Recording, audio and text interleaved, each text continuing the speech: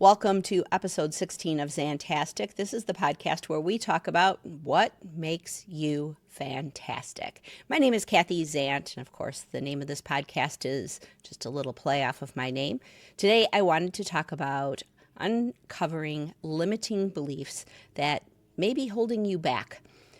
In my work with people, I notice a lot of times that people compare themselves to others, or they just believe that they are not good enough. Where did all of these limiting beliefs start? Well, we could probably trace it back to formative years when parents, sometimes, most of the time, unknowingly, made their children feel like they weren't good enough.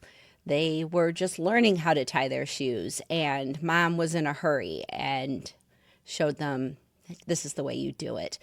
Those types of formative experiences of perfectionism or not feeling good enough carry with us unconsciously and very quietly affect every area of our life.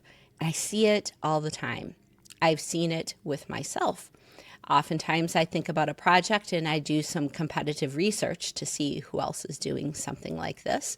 And I start looking at other people who are just doing it, and I'll just stop pursuing an idea because other people are doing it, and how much time is it going to take me to meet where they're at? And I give up. It's happened numerous times. The visionary part of me comes up with tons of ideas, too many of them. I shouldn't pursue most of them. Not all of them are my strong suit, but some really are. And when I get a good idea and I want to pursue it and I've got a lot of energy behind it, sometimes I will do that competitive research and I'll just say, I don't think it's worth it because other people are doing it and I want to be unique. I want to make my mark in a unique way that's 100% me. I want to be fantastic. I want to be Zantastic. So I'll compare myself to others. Sometimes this can be helpful because you can see what somebody else is doing and perhaps compare yourself and say, oh, well, if I do this too, maybe I can find success. It leads to experimentation, but it can be crippling if you let these kinds of negative thoughts take over. If you allow it to stop you from something that is going to bring you fulfillment. I've had a number of coaching calls, and in all of these, I find other people have similar types of experiences. They go searching for a job on LinkedIn and see what other people are up to, see what their friends, colleagues, people from high school or even college are doing, and they compare themselves. They start saying, well, I should be like them. I should have taken a different career path. I should have done different things. I should be more successful. And they should all over themselves with these expectations that are really unreasonable. Here's the thing.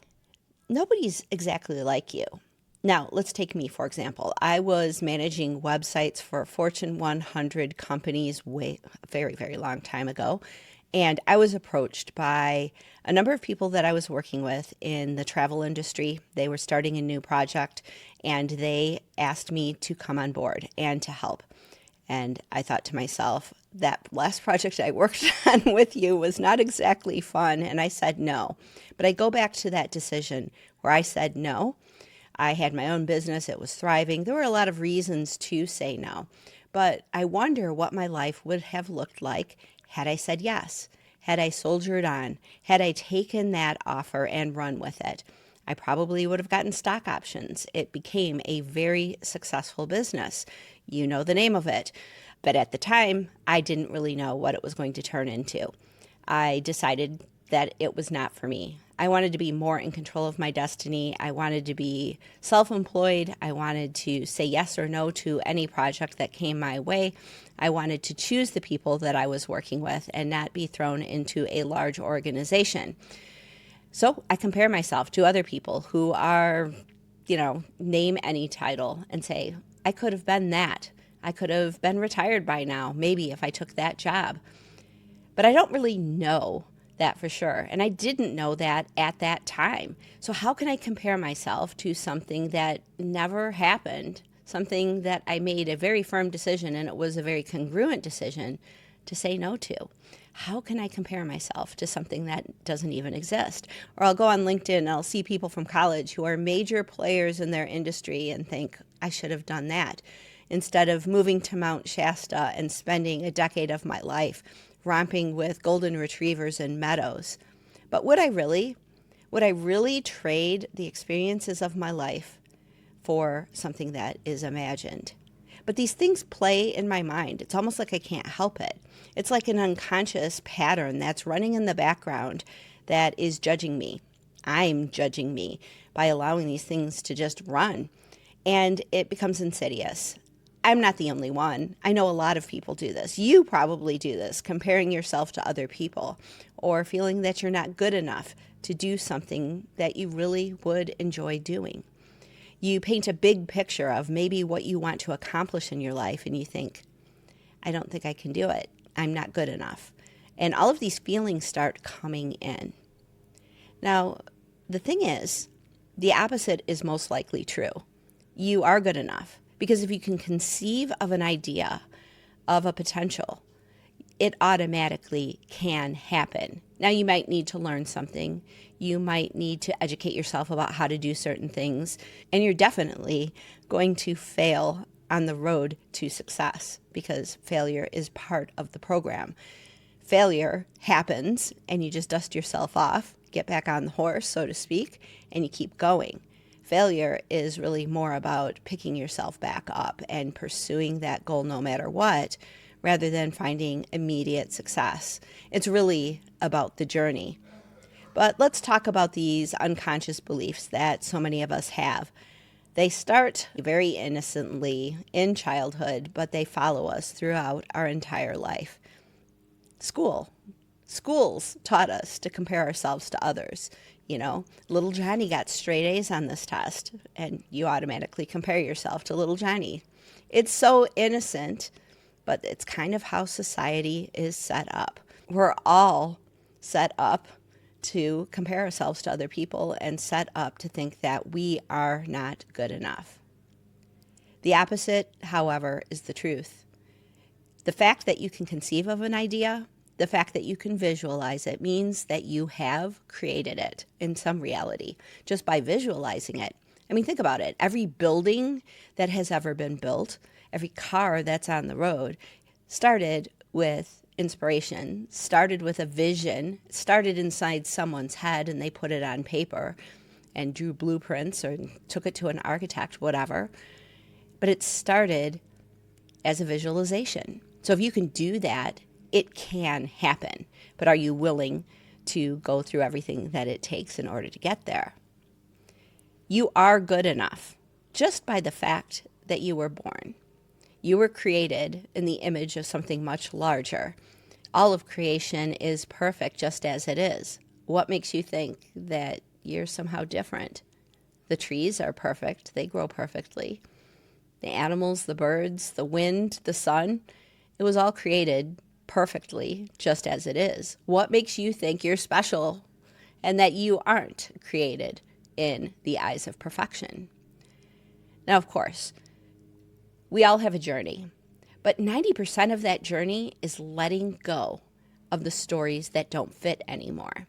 Because as a small child, as a baby, before you started adopting all of these limiting beliefs, you were perfect potential. You could go in any direction. 90% of the work is uncovering limiting beliefs and getting rid of them, because underneath all of the garbage, all of the data, all of the stories is perfection. So all therapy is letting go of negative beliefs. Any kind of inner work is letting go of negative beliefs. And when you look at comparison, when you compare yourself to other people, you're comparing an apple and an orange. There really is no comparison, because there's no one exactly like you. You're unique. Even all of the failures that you've had have made you who you are. If you look back at the story of your life, all of the challenges that you faced, all of the struggles, all of the hardships actually forged you into a stronger person. They made you who you are. And so all of the bad stuff is actually good stuff. Because if you believe that it's bad stuff and that it somehow taints you for all eternity, there's your belief that's limiting you. But if you believe that every hardship, every lesson, every failure that you learned from is something that made you into who you really are right now, then there is power in that, because there's no other person on this planet who has a life experience exactly like yours. You are one of a kind.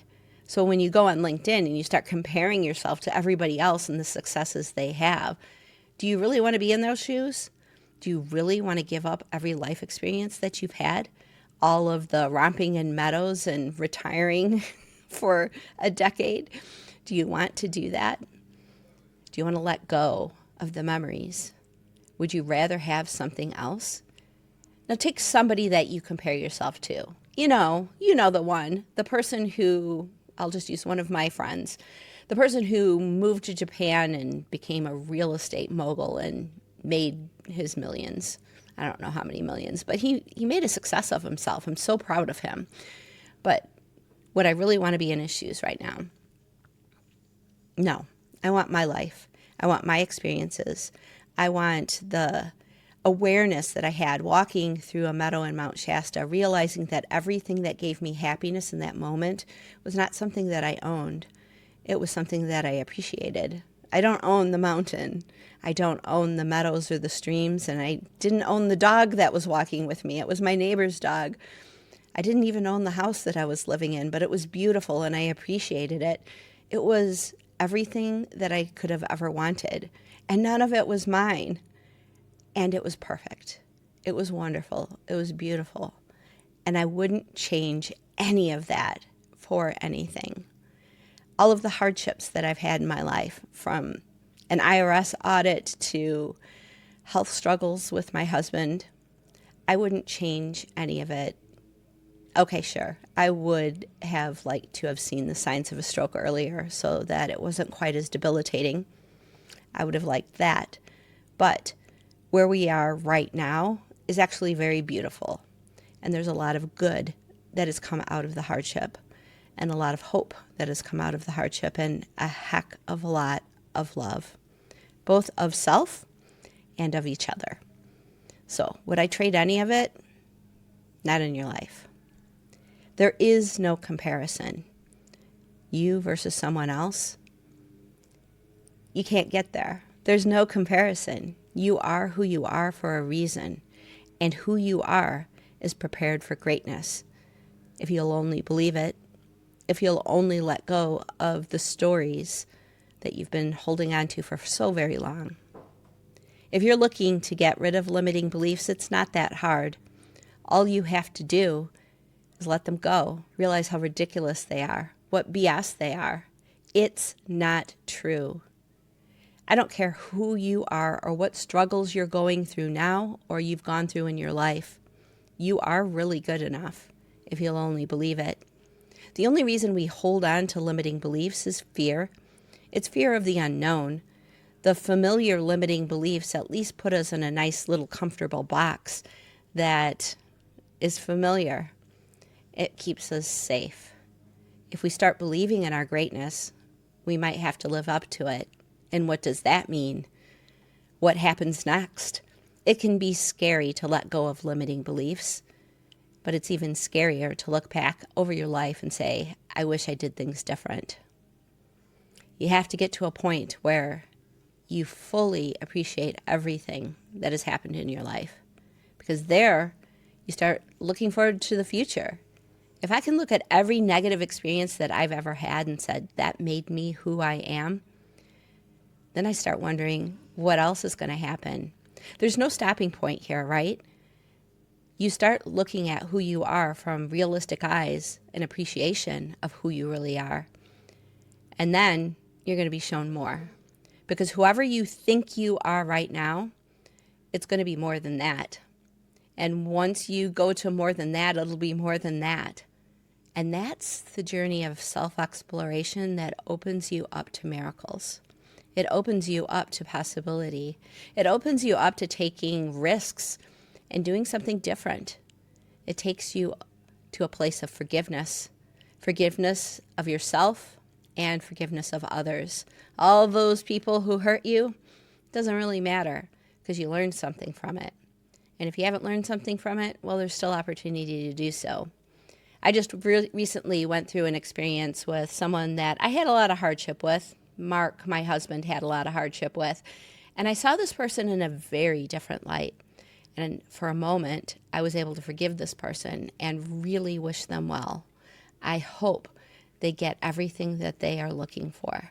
I hope they find happiness. It's not going to be my happiness. It's their happiness. But I hope they find it. Doesn't mean I necessarily want that person back in my life, not even a little bit. But the forgiveness is more for me. It is a gift for myself. It is a gift to let go of any judgment, any hardship, any anger, any victimization. No one is a victim. Well, I mean, we could split hairs and talk about some truly horrific things that happen, and there are bad things in victimhood that happens there. But when it's emotional stuff, you're part of the equation too. It takes two to tango. But your freedom is in your forgiveness when you fully let go. By healing the past and letting go and getting rid of all of the data, all of the garbage, all of the stories, you find your freedom. Freedom is not something out there. You know, lots of people are like, oh, well, if I win the lottery, I'll just quit everything and I'll be just fine. True freedom doesn't come with more stuff. True freedom doesn't come with a lottery win. Sure, it's going to help you buy nicer things, but things themselves can be a prison. Things like a house have to be taken care of, and you have a responsibility with more things. True freedom is fully letting go. That's one of the things I learned walking through those meadows in Mount Shasta where I owned absolutely nothing that I fully loved. The things that I truly appreciated were things I didn't have. They weren't mine, but I loved them and I appreciated them. And there I found ultimate freedom. But that freedom was something within me. That freedom was love and appreciation. That freedom was forgiveness. That freedom was knowing that right then, in that moment, everything was as it should be. Everything was perfect. And I was perfect. And I needed those experiences. And I am so grateful for every single one of them, even the hard stuff, because the hard stuff made me who I am. It gave me the fodder I needed in order to let go even more into sort of a white space within me where I could dream bigger and become something more. And you have that too. You have that ability. Doesn't mean you have to go sell everything and live in your van. Hashtag van life. Know people who've done that. You could, but freedom can come just from a feeling. And if you really want financial freedom, centering yourself in the freedom of who you really are has to come first. Knowing who you really are has to come first, because that is the journey. The exterior world just reflects back to you what you believe about yourself. When you know that you're free, freedom starts reflecting back to you. I hope this discussion was helpful to you. If you are looking to analyze your beliefs or even get rid of some negative beliefs, I do that work. I am this close to being NLP certified and even closer to being certified in motivation code. So I am basically hanging my shingle out there to be a coach and help people really find their freedom, find their empowerment, and live the life of their dreams. That was the work that my husband did for years, and I was the person who took care of all of the business side of things and the websites and the tech and customers and scheduling and all of that stuff, events. I did all of the things that I was not necessarily that great at, but I was good at them for the purpose of getting him on stages and getting him in front of clients, because I knew that the transformation that he brought to people was so valuable. I've seen it. I've seen other people doing it, and I was like, if they can do it, why can't I? I'm good enough, and I can compare myself to other people. I can compare myself to my husband, but really, he was an artist of his own, and I'm an artist of my own. I bring my own stories and my own techniques and my own intuition to the game. And he brought his, and his was pretty amazing. I was in awe of him working, but I want to help other people too. I am working on a book. It is almost done. It is not as long as I'd like it to be, but I feel so done with it. There's like one more chapter I'm working on. Stroke of the Genius. It's about Mark's stroke. It's about Mark, but it's also about me, mostly. The things that I've learned from him, how our relationship changed me, how our relationship continues to change me and make me more of who I am, and finding my genius through his genius. So Stroke of the Genius is coming soon. If you're interested in a copy, just write me, Kathy, at Zant.com, and I will put you on the announcement list for that. Or you can just sign up for my mailing list on Zant.com, and you will get an announcement when that book is ready to be launched. I'm pretty proud of it. It has taken a lot to go through and write this story. I started writing actually last fall, and I got the first 3 lines, and I'm like, I have to write a book. This is it. This is the story. The words just hit me. I was like, I have to write this. So I started writing it, and it just was not coming out at all. I hated what I was writing because it was more just like emotional brain dump, more like therapy. But I used AI basically to interview me. My friend and boss, Chris Lemma, gave me that idea, and I was like, wait a minute, that's a great idea. I think I'm going to try that. So I used AI to interview me to kind of distill the story down. And for the past couple of months, I have been just refining it and getting it ready. Cover is done. I just have to write that last chapter. It's actually like third to the last chapter, but it's in there. It's the last one to get done. So I am working on that. And that is why I haven't recorded a podcast in the past few weeks, because I have been deep into writing this book, and it was pouring out of me, and I had to go with what was coming out. I mean, I literally was like cleaning the kitchen, and lines of the book, put this here. It was just, the intuition was just pouring out of me, and I didn't want to stop that. And I knew that if I got in front of the camera and started talking, I would talk from that place, and I wanted that to go into the book. But now that it's where it's at, I am back at the saddle with a new camera. How's it look? I still have to meet with my friend Sean. He's going to help me with the color. I don't know. I did my best. Anyway, here I am. So thanks for listening. Thanks for watching. And I will be back next week with another episode of Zantastic. Until then, remember who you are underneath all the stories. That core self that is full of love and appreciation and forgiveness, because that's your freedom. And I'm here to help you find even more of it. Thanks for being here.